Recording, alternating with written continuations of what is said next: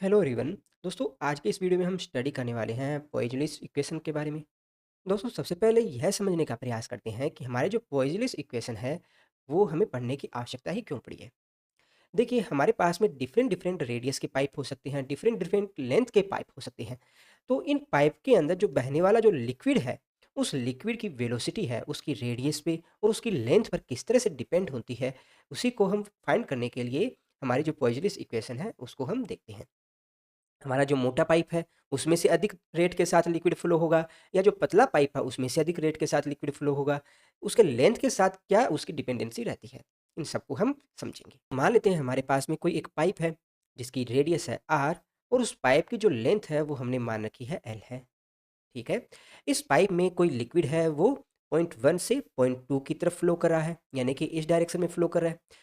तो निश्चित तौर पर क्या होगा, हमारा जो पाइप है उसकी ये वाली जो सरफेस है उस पे जो प्रेशर लग रहा है उसको मैं P1 कंसीडर करता हूँ, और जो सेकंड जो किनारा है उस पर जो प्रेशर लग रहा है उसको मैं P2 से कंसीडर करता हूँ। अगर हमारा जो लिक्विड का फ्लो है पॉइंट 1 से पॉइंट 2 की ओर है, तो आप क्या कहेंगे कि पॉइंट 1 पर जो लगने वाला जो प्रेशर है वो पॉइंट 2 पर प्रेशर से ज़्यादा होगा। तभी तो दोस्तों हमारा जो लिक्विड है वो पॉइंट 1 से पॉइंट 2 तक फ्लो करेगा।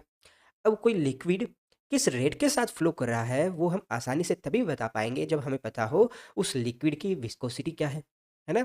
और हम जानते हैं विस्कोसिटी है वो बराबर होता है F equals to minus of eta इन जो सरफेस एरिया ए और उसकी जो वेग प्रवणता यानी कि D V upon D Y के बराबर, है ना? हमने अपनी प्रीवियस क्लासेज में पढ़ा है विस्कोसिटी के बारे में। तो इसीलिए हम एक अनुप्रस्थ काट का क्षेत्रफल लेते हैं और उसमें से जो फ्लो होने वाला जो लिक्विड है उसके बारे में हम स्टडी करेंगे। फिर देखेंगे कि उसकी रेट ऑफ फ्लो क्या है, ठीक है? तो हम मान लेते हैं कोई एक स्मॉल आर रेडियस का कोई एक अनुप्रस्थ काट का क्षेत्रफल हमने मान लिया। अब दोस्तों बात करते हैं एरिया की और वेलोसिटी ग्रेडियंट की। तो यहाँ पर जरा देखिए, हमारा जो लिक्विड है उसकी एक लेयर दूसरी लेयर के साथ यहीं पे तो कॉन्टेक्ट में आ रही है ना? तो यहाँ पर एरिया हमें क्या लेना है, हमने जो स्मॉल आर रेडियस का जो ये पोर्शन माना है, उसका जो ये वाला जो एरिया है उसको हम कंसीडर करेंगे, क्योंकि इसी के साथ हमारी जो लिक्विड की एक लेयर दूसरी लेयर के साथ कॉन्टेक्ट में आ रही है। तो यहाँ पर हमारा जो ये अपने एरिया ले रहे हैं उसकी जो रेडियस है वो है आर, और जो लेंथ है हमारे पास में इसकी कैपिटल एल है। तो ज़रा मुझे बताइए इसका एरिया किसके बराबर होगा? तो हम सिलेंडर का एरिया जानते हैं 2 पाई आर एच के बराबर होता है, और एच की जगह हम कैपिटल एल रखेंगे, ठीक है? अब दोस्तों अगर बात करें वेलोसिटी ग्रेडियंट की, तो किसी भी पाइप में से जब कोई लिक्विड फ्लो होता है तो उस पाइप के सेंटर के अंदर जो लिक्विड की वेलोसिटी है वो सबसे ज़्यादा होती है, और सेंटर से जैसे जैसे हम ऊपर की तरफ आते जाते हैं वैसे वैसे लिक्विड की वेलोसिटी है वो घटती जाती है। और ऐसा क्यों होता है? क्योंकि देखिए हमारा जो पाइप का जो सरफेस है, उसके कॉन्टैक्ट में जो लिक्विड की लेयर होगी, उसके ऊपर कोई ना कोई फ़ोर्स तो हमारा पाइप लगाएगा, और उस फ़ोर्स की वजह से उस लिक्विड की जो वेलोसिटी है वो कम होती जाती है ना? तो इसी कारण से हम देखेंगे कि हमारा जो पाइप है, पाइप के सेंटर के अंदर यानी कि मिड के अंदर उसकी वेलोसिटी सबसे ज़्यादा होती है, जबकि किनारों पर सबसे कम होती है। और यहाँ पर जो नेगेटिव साइन आप देख रहे हो, इसी वेलोसिटी में कमी को ही दिखा रहा है, ठीक है ना? तो दोस्तों हमने जो यहाँ अल्पांश माना है उसकी रेडियस है अपनी स्मॉल आर और उसकी लेंथ है एल। तो यहाँ पर हमारी जो वेलोसिटी ग्रेडियंट है यानी कि वेग प्रवणता है वो किसके बराबर होगी? तो आप कहेंगे भाई रेडियस है अपनी स्मॉल आर, तो यहाँ पर वाई की जगह स्मॉल आर रखेंगे, तो हमारा जो वेलोसिटी ग्रेडियंट है वो आ जाएगा D V upon D R के बराबर। इसी प्रकार से हमारा जो एरिया है वो हमारा किसके बराबर था? 2 पाई आर एल के बराबर। तो ये दोनों वैल्यू जब यहाँ रखेंगे तो हमारी जो विस्कोसिटी है वो बराबर आ जाएगी F equals to minus of eta A, A की जगह रखिए, ए की जगह रखिए 2 पाई आर एल, और साथ में आ जाएगा अपना D V upon D R. इसको हम बोल देते हैं इक्वेशन 1। दोस्तों हमारा जो पाइप है उसके दोनों किनारों के ऊपर प्रेशर लग रहा है, तो उस प्रेशर की वजह से भी तो यहाँ एक फोर्स लगेगा, है ना? तो देखिए पाइप के जो लेफ्ट साइड के अंदर प्रेशर लग रहा है अपना P1 और राइट साइड में प्रेशर लग रहा है P2, तो आप कहेंगे जो प्रेशर में डिफरेंस है वो अपना है P1 माइनस P2। और यहाँ पर जो एरिया हमारा है वो किसके बराबर है?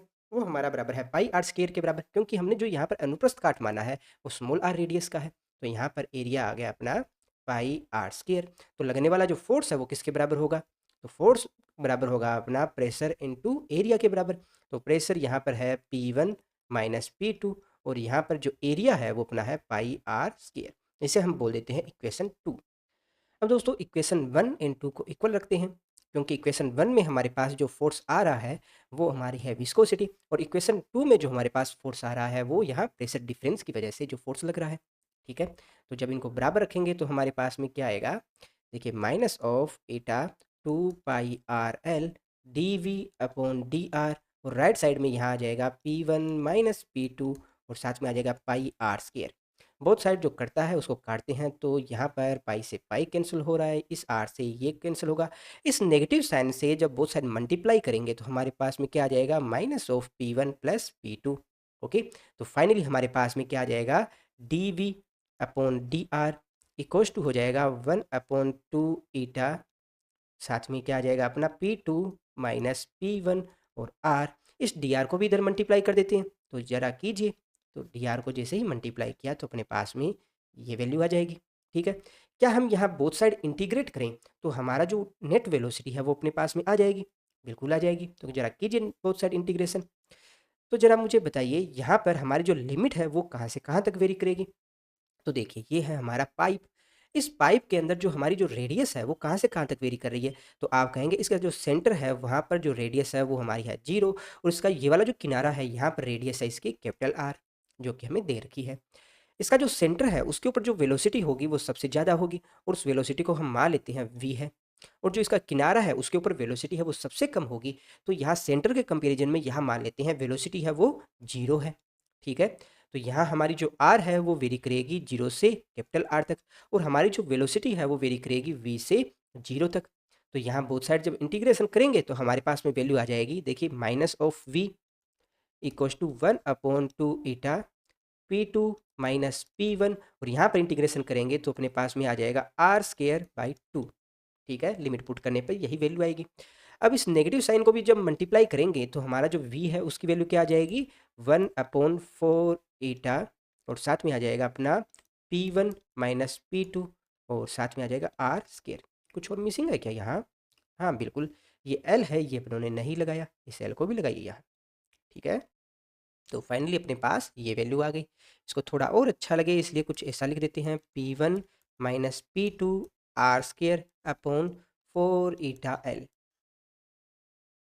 तो दोस्तों यहाँ हमारे पास एक बहुत ही इंपॉर्टेंट रिजल्ट आया है कि कोई भी पाइप है उसमें से जो फ्लो होने वाला जो लिक्विड है उसकी वेलोसिटी पर जो विस्कोसिटी का क्या इफेक्ट रहता है। और यहाँ से आप देख रहे हो कि हमारा जो लिक्विड है उसकी वेलोसिटी है वो समानुपाती है 1/L के, यानी कि पाइप की लंबाई जैसे जैसे बढ़ती जाती है वैसे वैसे हमारी जो लिक्विड है उसकी वेलोसिटी कम होती जाएगी, ठीक है? और यहाँ पर v है वो समानुपाती है R स्क्वायर के, यानी कि जैसे-जैसे हमारा जो पाइप है उसकी रेडियस बढ़ती जाएगी, वैसे-वैसे हमारा जो लिक्विड है उसकी वेलोसिटी भी बढ़ती जाएगी, ठीक है? तो दोनों को ही याद रखना है। दोस्तों नेक्स्ट हम समझते हैं कि हमारे पाइप में से पर यूनिट टाइम के अंदर कितना लिक्विड फ्लो हो रहा है, यानी कि हमारा जो लिक्विड है उसकी रेट क्या है, दर क्या है? तो हम जानते हैं रेट बराबर होता है एरिया इनटू वेलोसिटी की, है ना? रेट को हम क्यू से डिनोट करते हैं, एरिया को ए से और वेलोसिटी को वी से, है ना? तो Q equals to A V के बराबर हो गया। और इसकी वैल्यू फाइंड हम किस तरह से करेंगे? तो देखिए ये हमारा है पाइप, ठीक है? और किसी तरह से हमें पता चल जाए कि हमारा जो पाइप है उसका कोई भी एक एरिया है, उस स्मॉल एरिया से किस वेलोसिटी के साथ हमारा जो लिक्विड है वो फ्लो हो रहा है। अगर वो हमें पता चल जाए तो हम यहाँ पर अगर उसको इंटीग्रेट कर दें उस पूरे क्रॉस सेक्शन एरिया के लिए तो हमारे पास में आ जाएगा इस पाइप में से जो फ्लो होने वाला जो लिक्विड है उसकी नेट जो रेट है क्या है। तो दोस्तों सबसे पहले समझते हैं हमारा जो पाइप है उसके पर यूनिट एरिया से कितना लिक्विड फ्लो हो रहा है। तो इसके लिए हम पाइप का जो सेंटर है उससे किसी स्मॉल आर दूरी के ऊपर कोई एक एरिया एलिमेंट मान लेते हैं जिसकी जो विड्थ है वो विड्थ हमने मान ली डी आर है। अब इस एरिया एलिमेंट का एरिया कितना होगा? तो अगर हम पाइप को यहाँ से कट करके उसको अगर फैला दें तो उसकी जो लंबाई है वो हमारे पास में क्या आ जाएगी? लंबाई हमारे पास में आ जाएगी 2 पाई आर के बराबर, है ना? और इसकी विड्थ किसके बराबर आएगी? विड्थ इसकी है हमारी डी आर के बराबर। तो इसका जो क्रॉस सेक्शन जो हमने माना है इसका जो टोटल एरिया है वो किसके बराबर होगा? आप कहेंगे A equals to 2 pi R D R के बराबर। तो एरिया तो हमारे पास में यहाँ आ गया और वेलोसिटी को फाइंड करने के लिए हम देखते हैं ऊपर वाली ये इक्वेशन, ये अपनों ने देखी थी। दोस्तों अगर इस इक्वेशन के अंदर हम लिमिट चेंज कर दें तो हमारे पास में इस पाइप से जो फ्लो होने वाला जो लिक्विड है उसकी वेलोसिटी है आ जाएगी। तो लिमिट कहाँ से कहाँ तक रखेंगे इसकी? तो देखिए हमारा जो पाइप है उसका जो ये वाला किनारा है उसकी जो रेडियस है वो कितनी होगी, आप कहेंगे स्मॉल आर। और ये वाला जो किनारा है उसकी रेडियस किसके बराबर होगी, आप कहेंगे कैपिटल आर के बराबर। तो हमारी जो रेडियस है वो कहाँ से कहाँ तक वेरी करेगी, स्मॉल आर से कैपिटल आर तक। और वेलोसिटी कहाँ से कहाँ तक वेरी करेगी, तो मान लेते हैं ये वाला जो पॉइंट है, इधर वाला जो पॉइंट है उसकी वेलोसिटी मान लेते हैं v है, ठीक है।